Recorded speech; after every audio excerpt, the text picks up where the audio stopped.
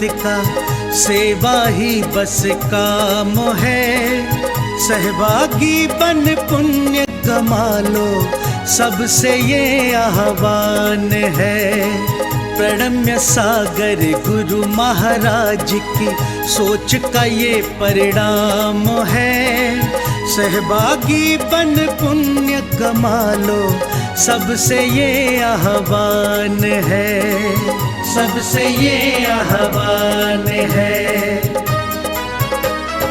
अरहम योग प्रणेता ने ये पावन दीप जलाया है। साधर्मी का बने सहारा, बीड़ा ये ही उठाया है, बीड़ा ये ही उठाया है। चलो उन्हें खुशियों से मिलाए, बड़ा पुण्य का काम है। सहभागी बन पुण्य कमा लो, सबसे ये आह्वान है, सबसे ये आह्वान है। जीवों के भोजन का प्रबंधन, असमर्थ बच्चों को शिक्षा, रोजगार की करें व्यवस्था। मांगे ना कोई भिक्षा, मांगे ना कोई भिक्षा। अरहम जीव दया भारत बस करती ये ही काम है। सहभागी बन पुण्य कमा लो, सबसे ये आह्वान है, सबसे ये आह्वान है। गाय धरा पे रहे सुरक्षित, गौशाला है बनवाई। जीव जंतु की भोज व्यवस्था सुंदर रूप से करवाई, सुंदर रूप से करवाई। साधर्मी भूखा ना सोए, रखना सबका ध्यान है। सहभागी बन पुण्य कमा लो, सबसे ये आह्वान है, सबसे ये आह्वान है। साधर्मी रोगी के इलाज को हम मिलके हैं करवाते। जाने कितने असहायों को राशन घर में पहुंचाते, राशन घर में पहुंचाते। लक्ष्य हमारा उन चेहरों पे लानी बस मुस्कान है। सहभागी बन पुण्य कमा लो, सबसे ये आह्वान है, सबसे ये आह्वान है। दान धर्म ही साथ जाएगा, बाकी सब तो धोखा है। पुण्य के भागी बन जाओ, ये बड़ा ही पावन मौका है, बड़ा ही पावन मौका है। जुड़ के जीवन सार्थक कर लो, पावन ये अभियान है। सहभागी बन पुण्य कमा लो, सबसे ये आह्वान है, सबसे ये आह्वान है।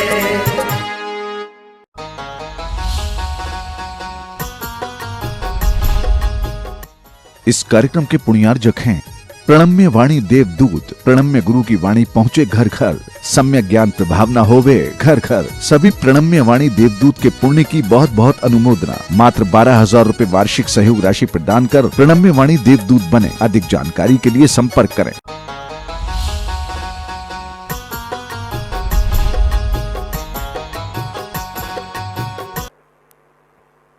अपने किए हुए कर्म का फल जब तक आदमी भोगता रहता है, तब तक या वो अशुभोपयोगी होगा या शुभोपयोगी होगा।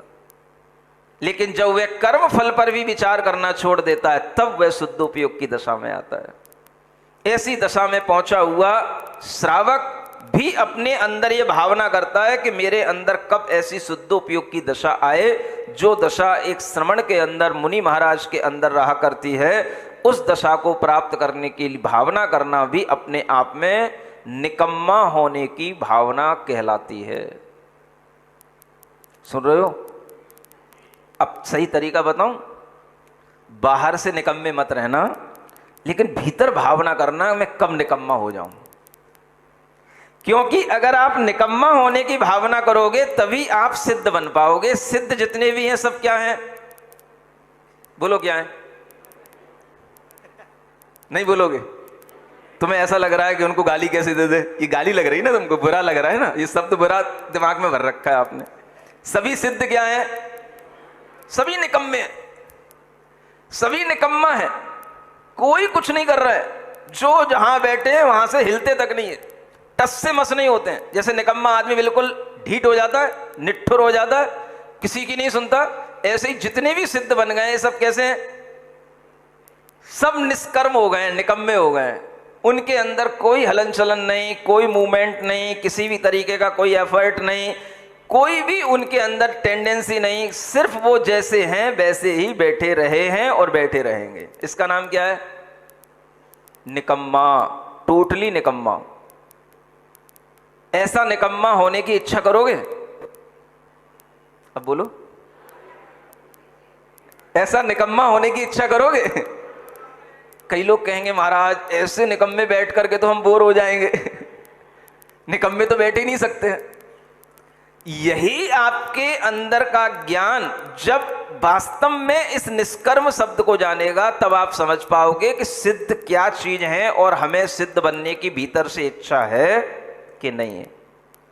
ये सिद्ध भगवान की भक्ति करते हुए उनके गुणों में आकृष्ट होकर के इस तरह से अपने अंदर संतोष लाया जाता है। हे भगवान, जैसे आप निष्कर्म बैठे हैं, निकम्म बैठे हैं, ऐसे ही मैं भी निकम्म होकर के बैठा हूं, आपकी नकल कर रहा हूं। इसी का नाम है सामायिक। ऐसा निष्कर्म भाव, इसी को आचार्यों ने कहा निकम्मा अट्ठ गुणा किंचुणा चरम देह दो। द्रव्य संग्रह तो पढ़ी होगी आप लोगों ने, बहुत शिविर लगे होंगे, बहुत सब लोगों ने सब कुछ पढ़ा होगा। उसमें सिद्धों का वर्णन करते हुए एक लाइन आती है निकम्मा। प्राकृत में उसको निकम्मा ही कहते हैं। जिसके सब कर्म निकल गए, जिनमें से सभी कर्मों का अभाव हो गया, उन्हें क्या बोलते हैं? निकम्मा। अब आप देखो, आपको निष्कर्म होने की भावना आ रही है कि नहीं? यह सिद्धत्व की ओर जाने की भावना है। तत्क्षयान मोक्ष भागी। तत् माने चाहे वो अच्छे कर्म हो चाहे बुरे कर्म हो, सबके क्षय से ही यह जीव मोक्ष का पात्र बनता है। और जब तक ये कर्म करेगा तब तक ये मोक्ष का पात्र नहीं बन सकता है। आपको कल बताया था उपश्रेणिक के बारे में। किसी भी तरह का कर्म है तो उस कर्म का फल भी किसी ना किसी रूप में मिल ही जाता है। उन्होंने किसी राजा से युद्ध किया, किसी से द्वेष किया, और उस द्वेष का फल उन्हें बाद में भी मिला, और उसी के फल के कारण से उनकी वह दुर्गति हो गई कि वो एक घोड़ा, दुष्ट घोड़ा, उन्हें ले जा करके एक जंगल में एक गड्ढे में पटक दिया। इतना तो सुना था आप लोगों ने। अब वो क्या है? कल से वो वहीं गिरे पड़े हैं। वो उनको निकालना है कि नहीं? आपने तो याद दिलाया नहीं। अब वो जब गड्ढे में गिरे पड़े हैं तो देखो, ये भी कर्म का फल है। जो कुछ भी अपने जीवन में घटित होता है वो सब क्या होता है? स्वकृतज फल भोग। ये ध्यान रखना, अपने ही किए हुए कर्म के फल से वो आदमी गड्ढे में गिरा, बिल्कुल चोटिल हो गया, चोट लग गई, घायल हो गया, बिल्कुल ही उनकी हालत खराब हो गई, और उस गड्ढे में पड़े हुए 1-2 दिन भी हो गए। उसके बाद में उस गड्ढे के आसपास वहां जो जंगल था, भील लोग वहां घूमा करते थे, तो एक भीलों का सरदार उस गड्ढे के आसपास आकर के देखता है कि यहाँ कोई व्यक्ति गिरा हुआ है, कराह रहा है, और उसको देख करके वह पहले तो उस व्यक्ति को निकालता है, और निकालने के बाद में उसे वह पहचान जाता है, देखता है अरे इनके बारे में तो मैंने बहुत सुना था, इनको तो मैंने देखा था, ये तो बहुत बड़े राजा हैं और ये यहाँ गड्ढे में पड़े हैं। तो वह व्यक्ति बड़ा आश्चर्य में पड़ गया कि राजा की ये दुर्दशा कैसे हो गई। उन्होंने, उस व्यक्ति ने, जो भीलों का सरदार था, उसने उन राजा को निकाल करके उनसे पूछा कि ये हाल आपका कैसे हो गया। इसी को बोलते हैं बेहाल हो जाना। कैसा हाल हो गया? बेहाल। राजा को तो कैसा होना चाहिए था? खुशहाल होना चाहिए था, और राजा की ये खुशहाली बेहाली में बदल गई। ये हाल कैसे हो गया? तो राजा ने बताया कि ये मैंने जिस राजा से युद्ध किया उसकी दुष्टता के कारण से मुझे ये फल भोगना पड़ा, और आज मेरा ये हाल हो गया। अब मुझे पता नहीं है कि मैं अपने घर तक कैसे कब पहुंच पाऊंगा, लेकिन अभी मैं इस गड्ढे से निकल पाया, आपने मेरे ऊपर बहुत उपकार किया। तो वह व्यक्ति कहता है, अरे स्वामी, आप तो मेरे ही स्वामी हो, मेरे लिए यह उपकार करने का समय मिल गया, ये मेरे लिए बहुत बड़ी सौभाग्य की बात है। और वो कहता है कि आप मेरे घर चलो। तो वो राजा उपश्रेणिक को लेकर के घर ले जाता है, और घर ले जा करके उन्हें कुछ सेवा करने की, खिलाने पिलाने की पूरा वह आयोजन करता है, पूरा बंदोबस्त करता है। अब वह राजा उपश्रेणिक जब अपनी चेतना में आते हैं और ये देखते हैं कि ये भीलों का सरदार है, तो ये सब कुछ खाता पीता है, इसका आचार विचार सब कुछ बदल चुका है। उन्होंने उससे पूछा, भाई बताओ तुम किस जाति के हो? तो वो कहता है, मैं क्षत्रिय राजा हूं, लेकिन किसी कारण से अपने पद से च्युत हो गया, तो मैं इस भीलों का यहाँ सरदार बन गया। बहुत दिनों से मैं इन्हीं भीलों की संगति में हूं, तो भीलों जैसा ही मेरा ये सब भोजन पान आचार विचार हो गया। तो वह उपश्रेणिक राजा कहते हैं, मैं तुम्हारे साथ रह तो सकता हूं, लेकिन तुम्हारा जो परिवार है, जिस तरह से तुम लोगों के साथ में उठते बैठते हो, भोजन करते हो, मैं उन सबके साथ में भोजन नहीं कर सकता। सुन रहे हो कि नहीं? अगर आपकी ऐसी स्थिति बनी पड़ी हो तो आपका क्या हाल होगा, ये पूछना चाह रहा हूं मैं। आप अधमरी स्थिति में हो, आपका शरीर चोटिल हो, आपको कोई भी व्यक्ति ले जा करके कुछ भी खिला पिला रहा हो, और आप उससे पूछो आप किस जाति के हो, आपका कैसा आचार विचार है, आपका किनके साथ उठना बैठना है, आपका कैसा खान पान है, ये पूछोगे? या जो कुछ भी वो दे देगा सब खा लोगे? पहले खा तो लो, फिर बाद में देखेंगे। कई लोग तो पानी पीने के बाद में जात पूछा करते हैं। लेकिन वह राजा उपश्रेणिक ने पहले पूछ लिया और कहा कि नहीं, देखो आप भीलों की संगति में इस तरह से गलत खान पान करते रहे हो, मैं आपका भोजन आपके परिवार के साथ, आप लोगों के साथ में बैठ करके नहीं कर सकता। अब देखो उस भील का उत्तर, उस सरदार का उत्तर। वो कहता है, कोई बात नहीं, मेरा खान पान वास्तव में गड़बड़ हो चुका है, मेरे आचार विचार वास्तव में इन लोगों के संगति के कारण से गड़बड़ हो चुके हैं, लेकिन मेरी एक पुत्री है, और वह पुत्री बहुत शुद्ध है, सात्विक है, बिल्कुल सदाचार और कुलाचार का पालन करने वाली है। उस पुत्री के हाथ का बना हुआ आप भोजन कीजिए, आपके अपने आचार विचार की जो शर्त है वो पूरी हो जाएगी, और मुझे भी जो सेवा का मौका मिलना है वो मौका मिल जाएगा, मेरे ऊपर बहुत बड़ा उपकार होगा। तो वह उपश्रेणिक इस बात को स्वीकार कर लेते हैं। माने सबके साथ बैठकर के भोजन नहीं करना ये अपने आप में एक गुण है या दोष है? मैं आप लोगों से ये पूछना चाह रहा हूं।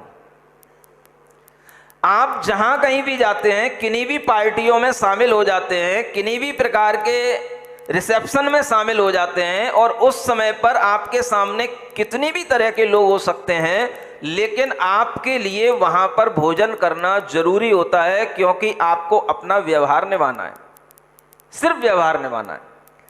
यहां उस उपश्रेणिक राजा को देखो, जो जंगल में एकांत में अकेला पड़ा है, असहाय है, एक सहायता करने वाला मिला, लेकिन फिर भी उसने अपने मन में विचार किया कि नहीं, मैं तुम लोगों के साथ बैठ के भोजन नहीं करूंगा।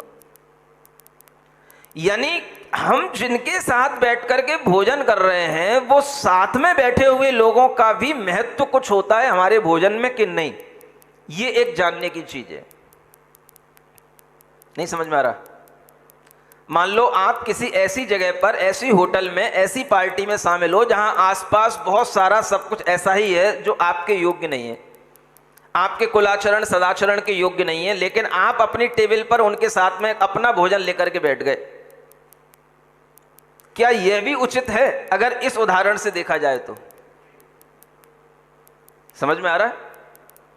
यानी जिन लोगों का भोजन हम कर रहे हैं, जहां से बना हुआ भोजन आता है, हमें उसका ध्यान रखा जाता है कि ये भोजन किसके हाथ का बना हुआ है। किसी भी जगह पर जाने से पहले ये देख लेना ये भोजन बनाने वाले लोग कौन हैं, भोजन किसके हाथ का बना हुआ है, भोजन कौन सी टेबल पर रखा हुआ है, कौन से बर्तनों में रखा हुआ है, कितना डेकोरेटेड जगह है, ये देखने की जरूरत नहीं है। हम उसी में लट्टू हो जाते हैं। भाई बिल्कुल साफ नीट एंड क्लीन है, सब कुछ है, बढ़िया डेकोरेटेड है, हमें क्या करना है, सब कुछ इतनी सफाई से बना हुआ है। लेकिन सबसे इंपॉर्टेंट चीज क्या है जानते हो?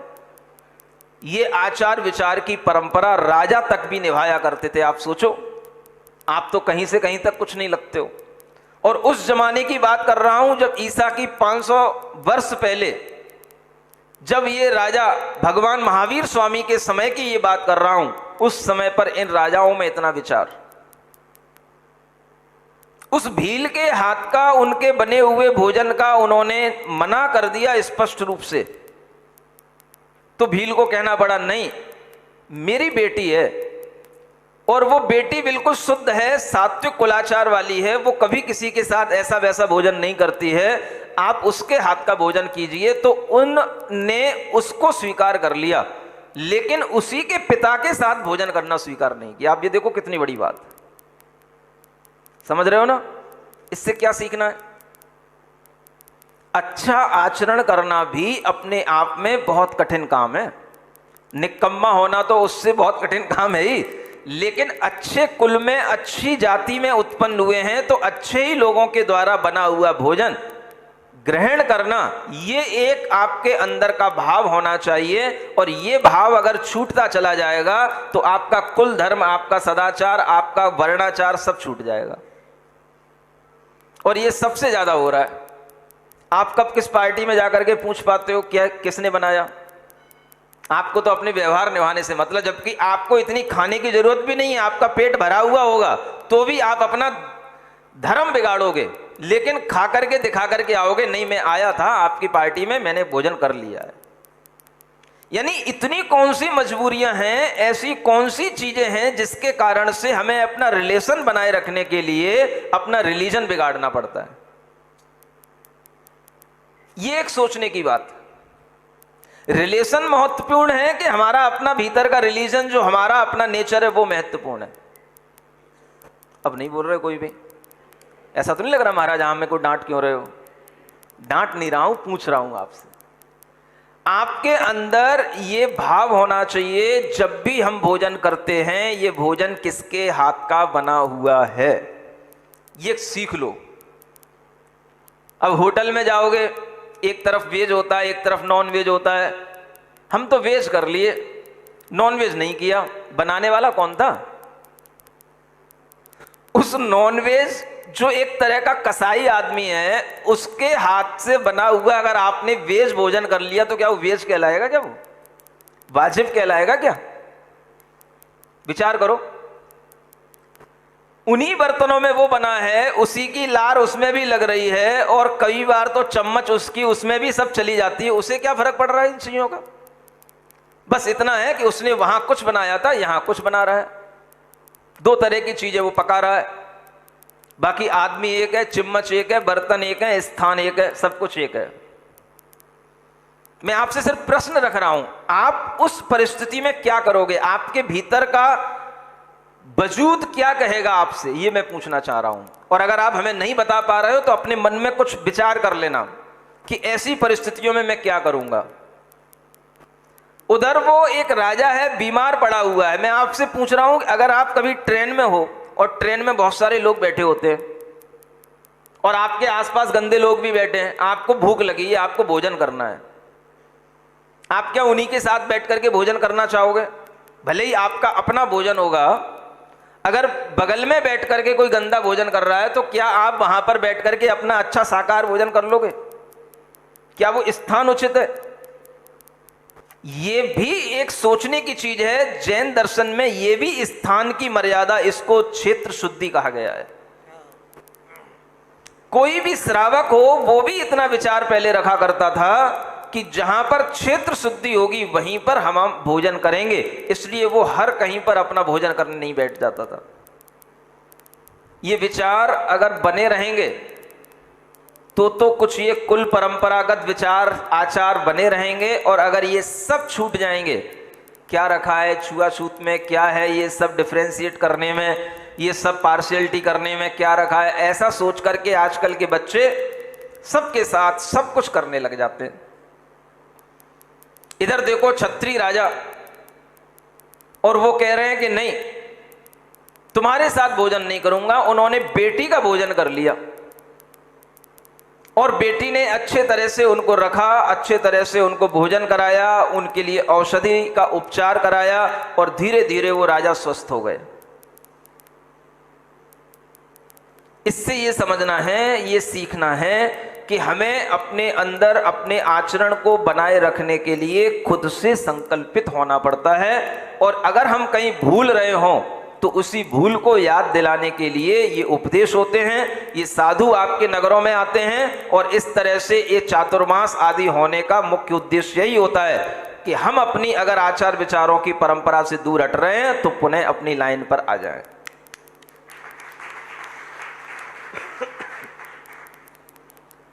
आपके अंदर पुनः लाइन पर आना, उपस्थापित होना, ये होने का भाव आएगा तो इस चातुर्मास की सफलता होगी।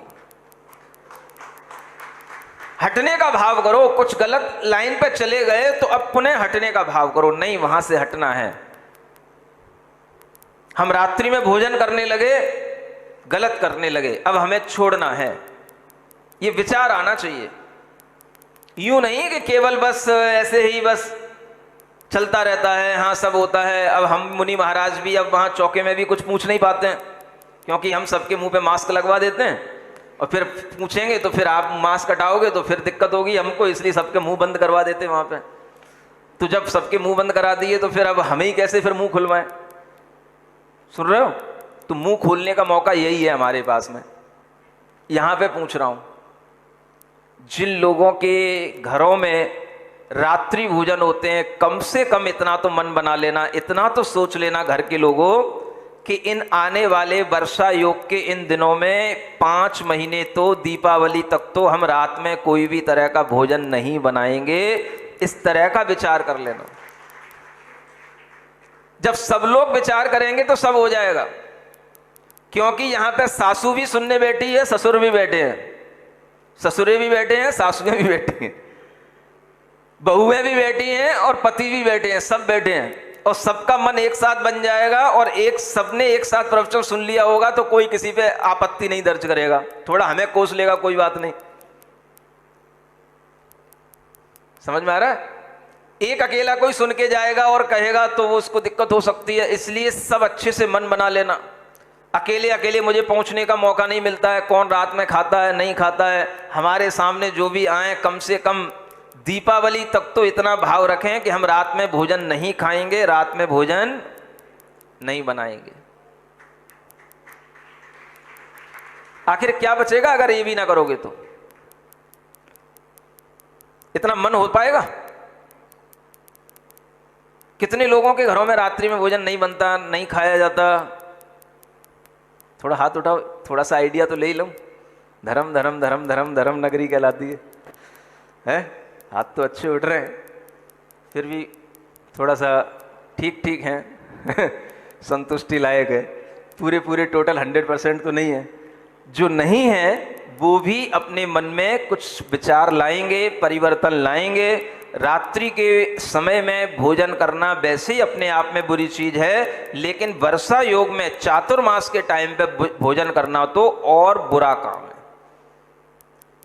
अपने कर्मों का क्षय करने के लिए पहले हमें अपने पाप कर्मों का क्षय करना पड़ेगा।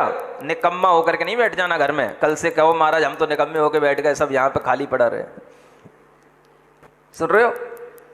पहले क्या करना पड़ेगा? पहले बुरे कर्मों का क्षय करने के लिए बुराइयां छोड़नी पड़ेंगी, तब जाकर के आपकी वह स्थिति बनेगी जो निष्कर्म की स्थिति आती है।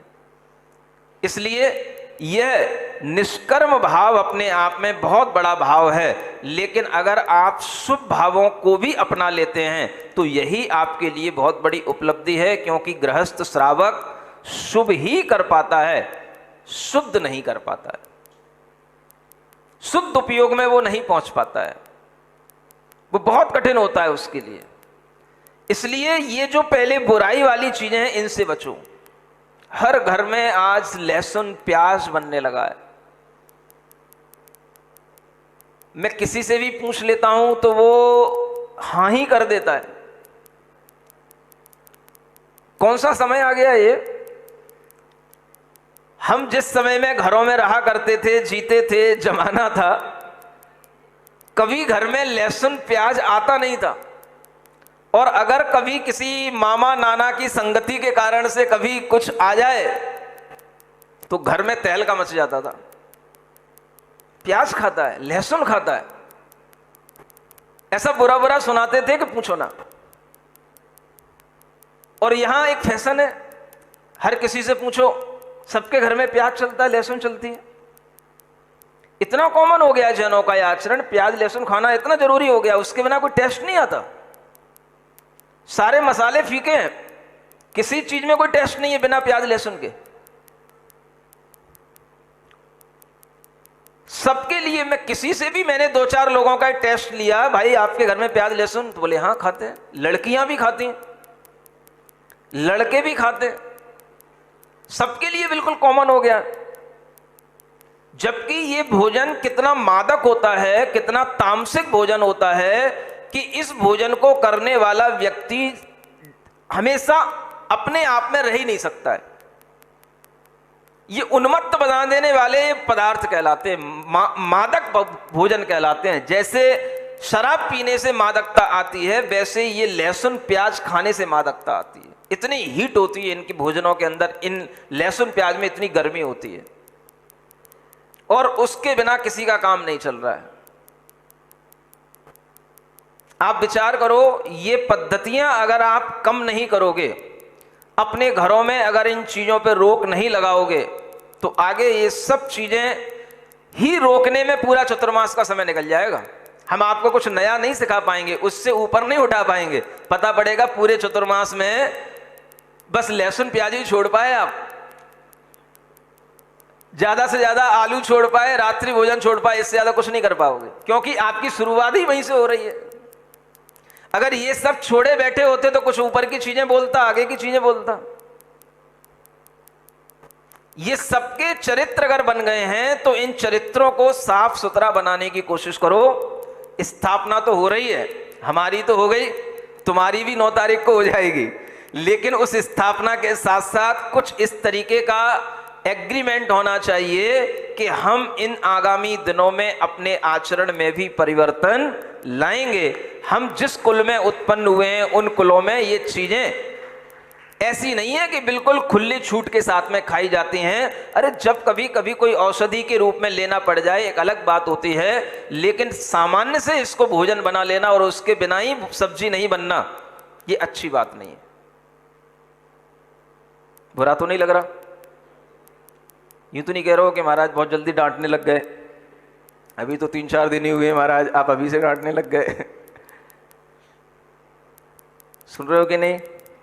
कुछ परिवर्तन आएगा। मैं यूं नहीं कह रहा है बिल्कुल अभी से तुम छोड़ ही दोगे, लेकिन कुछ परिवर्तन आएगा कि नहीं? यूं तो मुंडी तो हिलाओ, हाँ तो बोलो। खाते थे कि नहीं?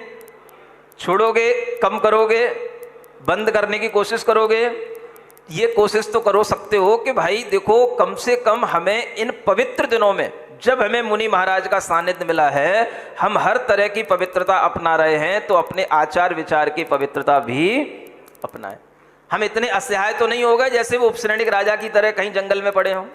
हमारे पास घरों में सब कुछ है खाने पीने को, और हम अपनी मनचाही हर टेस्टी चीज बना सकते हैं। तो हम उपश्रेणिक राजा की ओर देखें कि जो राजा जंगल में कहीं असहाय स्थिति में पड़ा है और उस समय पर भी वो अपने आचार विचार की बात कर रहा है, और उसने जिसने उसको बचाया उसके भी हाथ से उसने भोजन नहीं किया, उसके साथ बैठ करके भोजन नहीं किया। ये सीखना पड़ेगा हमें। यहीं से हमारी शुरुआत होती है और यही हमें सीख करके तैयार होना है। आने वाले दिनों में हम जिन लोगों के साथ बैठ करके भोजन करेंगे वो लोग भी हमारी तरह ही अच्छे होने चाहिए। हमारी तरह अच्छे होने का मतलब आप भी वैसे ही हो तो वो भी वैसे ही है। आप भी लहसुन प्याज आलू खाते वो भी खाते हैं, तो फिर आपके और वो सब बराबर ही हो गए। जब आप कुछ अलग हो गए तो आप कुछ इच्छा करोगे। समझ आ रहा है? ये भी अपने आप में एक बहुत बड़ा त्याग होता है। और जिस तरह से आप कलश की स्थापना करने के लिए अनेक तरह के त्याग करने का मन बनाते हो, ये त्याग भी बहुत जरूरी है, जिसे हम कहते हैं अपने आचरण में सुधार लाना। आखिर उन कलशों में एनर्जी कहां से आएगी? हम तो उसमें मंत्र फूकेंगे ही, लेकिन वो मंत्र भी काम नहीं करेंगे अगर आपके आचरण उसमें अच्छे, उस समय के आचरण अच्छे नहीं होंगे। मानो बहुत एनर्जी से भरी हुई कोई चीज आपके घर में पहुंच भी गई, लेकिन आपके अगर आचरण अच्छे नहीं है तो वो एनर्जी भी काम नहीं करेगी। इसलिए ये ध्यान रखना, अच्छे आचार विचारों के साथ में किए हुए कार्य ही सफल होते हैं और उन्हीं कार्यों से आपके घर में सुख समृद्धि और संपन्नता रहेगी। इसलिए अपने आचरणों पर ध्यान देते हुए ध्यान देना है कि हमें पहले अच्छे कर्म करने में मन लगाना है, बुरे कर्म छोड़ना है और सब कर्मों से रहित हो गए सिद्ध भगवान, उनके हाथ जोड़ना है। धन्य भगवान, आपने अच्छे भी छोड़ दिए, बुरे भी छोड़ दिए, इतना बड़ा पुरुषार्थ आप में आ गया। इसी का नाम मोक्ष पुरुषार्थ है। इस मोक्ष पुरुषार्थ की प्राप्ति हमको भी हो, हमारा मन कभी भी दुर्बल न हो। इसमें जो व्यक्ति अपना समय लगाता है, यह समय ही सार्थक समय होता है। दुनिया में अनेक तरह के लोग अनेक तरह के जीवों की भक्ति आदि किया करते हैं, किंतु जो शुद्ध आत्मा को जानता है, जो सिद्ध परमेष्ठियों को जानता है और सिद्ध भगवंतों में अपना मन लगाता है, उसी के अंदर, उसी की आत्मा में शुद्धता का भाव जागृत होता है। हर व्यक्ति के जीवन का उद्देश्य अपनी आत्मा को शुद्ध बनाना होना चाहिए। जब हम अपनी आत्मा को शुद्ध बनाने के उद्देश्य में लगते हैं, ये हमारा जब एक प्रयोजन बन जाता है, तब हमें सिद्ध भगवानों की आराधना करने में अच्छा लगता है। हम अगर भगवान की पूजा कर रहे हैं, आराधना कर रहे हैं और हम अपने लिए कुछ भी नहीं उससे प्रयोजन रख रहे हैं, तो उस पूजा आराधना का प्रयोजन भी केवल हमारे लिए थोड़ा सा पुण्यबंध होगा, इससे ज़्यादा कुछ नहीं होगा। इसलिए हमेशा ऋषियों मुनियों ने कहा है, अगर आप अपने जीवन को उन्नत बनाना चाहते हैं तो अपने आप को सिद्ध भगवंतों से जोड़ो, और अगर आप अपने को सिद्ध भगवान से जोड़ोगे तो आपकी आत्मा में शुद्धि होगी, आपकी आत्मा भी सिद्ध बनेगी। आत्मा को सिद्ध बनाने के लिए ही जब हम तत्पर होंगे, तभी हमें सिद्ध भगवान के गुणों में आकर्षण होगा। हम भला अमूर्त आत्माओं के गुणों में क्या आकर्षण पैदा कर सकते हैं, और एक व्यक्ति का मन भला क्यों किन्हीं ऐसे अदृश्य अमूर्त आत्माओं में लग सकता है जिन्हें उसने कभी देखा ना हो। और कल जिस तरह से हमने सुना कि उन अमूर्त आत्माओं के अंदर और कुछ होता नहीं है, उन्हें कुछ करना होता नहीं है, वो सब निकम्मा होकर के बैठे रहते हैं, तो भला कौन अच्छा आदमी निकम्मा होना चाहेगा। ये बातें आपको इसलिए बताई जा रही हैं ताकि आपके मन के अंदर ये विचार आ जाए कि हम अपने अंदर जो सिद्धों के प्रति गलत धारणा रखते हैं, उस धारणा को हम सुधारें। जब व्यक्ति निष्कर्म होता है, जीवन का वास्तविक आनंद उसे तभी उपलब्ध होता है। कर्म करने से आनंद नहीं आता, आनंद आता है कर्म रहित होने से। जब आप काम काम काम काम चिल्लाते रहते हैं तो आपके अंदर काम तो आता है, लेकिन उससे सुख नहीं आता है। सुख जब भी आएगा तब आपके अंदर एक परिणाम आएगा, हाँ अब बहुत काम हो गया है, अब तो विश्राम करना है।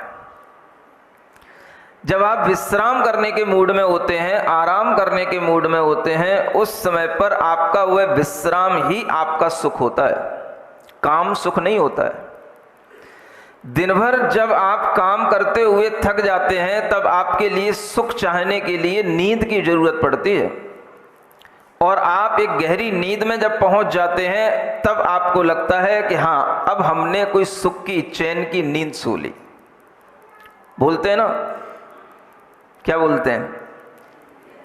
सबसे बड़ा, अगर हमें दिन भर का कोई सुख मिलता है तो किसमें? अरे कम से कम चैन की नींद तो सोने दो। जब नींद में भी कोई व्यवधान उत्पन्न होता है तो उस समय पर व्यक्ति के लिए लगता है भाई दुनिया में हर टाइम पर तुम व्यवधान उत्पन्न करते रहते हो, हर टाइम पर कुछ ना कुछ सामने आता रहता है, एक सोने का टाइम तो हमें कम से कम निश्चिंतता से सोने दो। तो आदमी को जीवन में ये जरूरी क्षण है, चैन की नींद सोना, ये अपने आप में एक सुख है कि दुख है? बताओ। अगर आपके लिए निद्रा आ रही हो और उस निद्रा के समय पर आपको कोई काटने लग जाए, कोई जगाने लग जाए, कोई आपके सामने ढोल ढमाका बजाने लग जाए, आपको कैसा लगेगा? सोने नहीं दे रहा है, दिन भर तो काम करते करते थक गए, दिन भर तो इधर उधर की बातें करते थक गए, अब थोड़ा सा चैन की नींद तो ले लेने दे। तो चैन की नींद कहाँ से आए? जब चैन हो तो चैन की नींद आए। अब वो चैन बाहर भी होना चाहिए और चैन भीतर भी होना चाहिए। बाहर अगर चैन नहीं है तो भी भीतर की नींद नहीं आती, और भीतर अगर चैन नहीं है तो भी नींद नहीं आती। तो चैन दोनों जरूरी हैं, बाहर का भी चैन चाहिए और भीतर का भी चाहिए। अगर बाहर से कोई भी परेशान करने लग जाता है, कुछ नहीं है, तो सतना एक बात के लिए तो प्रसिद्ध है ही है कि यहाँ पर मच्छर बहुत है। कहीं भी चले जाओ, किसी भी रूम में घुस जाओ, आपको कोई मिले या ना मिले, लेकिन मच्छर सब जगह मिलेंगे। अगर उन मच्छरों के बीच में रह करके आपको नींद भी आना चाहे तो आ नहीं सकती। क्या करना? अब उनसे क्या कहोगे? रात के अंधेरे में जब वो अपना आक्रमण प्रारंभ करते हैं तब उस समय पर आपके मन में आएगा कि देखो ये चैन की नींद भी नहीं लेने दे रहे, और तो कोई चैन दुनिया में हमें चाहिए नहीं, लेकिन ये भी अगर एक छोटा सा चैन मिलता है तो उसमें भी ये व्यवधान डालते हैं। क्या करोगे? मच्छरों के लिए आपके पास में कोई भी उपाय नहीं है। अगर वो आपके पास में बार बार आता है, बार बार आपको परेशान करता है, बार बार काटता है, बार बार तंग करता है, तो आपके लिए क्या उपाय है? एक उपाय है जो यहां सिद्ध भक्ति में बताया जा रहा है। क्या कह रहे हैं सिद्ध भक्ति में? जो हम दूसरा काव्य पढ़ रहे थे, उस दूसरे काव्य की तीसरी लाइन हमें आज पढ़ना है। ज्ञाता दृष्टा स्वदेह प्रमिति रूप समाहार विस्तार धर्मा द्रव्योत्पत्ति व्ययात्मा स्वगुण युत इत नान्यथा साध्य सिद्धि। एक चीज है जो यहां बताई जा रही, ये चीज सिद्ध भगवंतों में है। क्या है? सिद्ध भगवान अपने अनेक अनेक गुणों को धारण करते हैं, लेकिन उनके गुणों में सबसे बड़ा जो गुण है वो यहां बताया जा रहा है कि वो भगवान ज्ञाता और दृष्टा होते हैं। क्या होते हैं? ज्ञाता दृष्टा। ज्ञाता दृष्टा का मतलब, ज्ञाता माने जानने वाला, दृष्टा माने देखने वाला।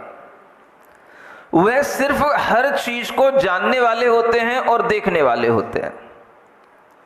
यूं नहीं समझना कि वहां सिद्धालय में या लोक के अग्रभाग में जहां पर वो विराजमान है वहां पर उनके लिए अंदर कुछ हो नहीं रहा है या वो कुछ कर नहीं रहे हैं। वो कर रहे हैं, क्या कर रहे हैं? जानने की क्रिया कर रहे हैं और देखने की क्रिया कर रहे हैं। वो कोई लकड़ी की या कोई ये लोहे के पाइप की तरह, बिल्कुल ठूंठ की तरह, बिल्कुल निश्चेष्ट होने के बावजूद भी निर्जीव नहीं हो गए। जीवत्व है उनके अंदर। निकम्मा बाहर से हो गए, बाहर के कोई काम नहीं करने। जो काम थकाते थे, नींद दिलाते थे, ऐसे कोई भी बाहर के काम नहीं करना, लेकिन उनका भीतर का कार्य चल रहा है, भीतर की क्रिया चलती रहती है। और वो क्रिया क्या है? जानना और देखना। सिर्फ यही वो क्रिया है जिसके माध्यम से वह दुनिया को जानते हैं, देखते हैं, लेकिन दुनिया से जुड़ते नहीं।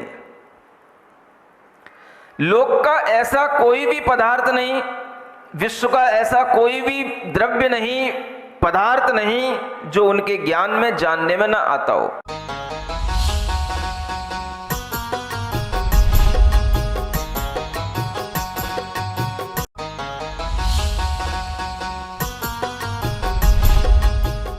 इस कार्यक्रम के पुण्यार्जक थे प्रणम्य वाणी देवदूत। प्रणम्य गुरु की वाणी पहुंचे घर घर, सम्यक ज्ञान प्रभावना होवे घर घर। सभी प्रणम्य वाणी देवदूत के पुण्य की बहुत बहुत अनुमोदना। मात्र 12,000 रुपए वार्षिक सहयोग राशि प्रदान कर प्रणम्य वाणी देवदूत बने। अधिक जानकारी के लिए संपर्क करें।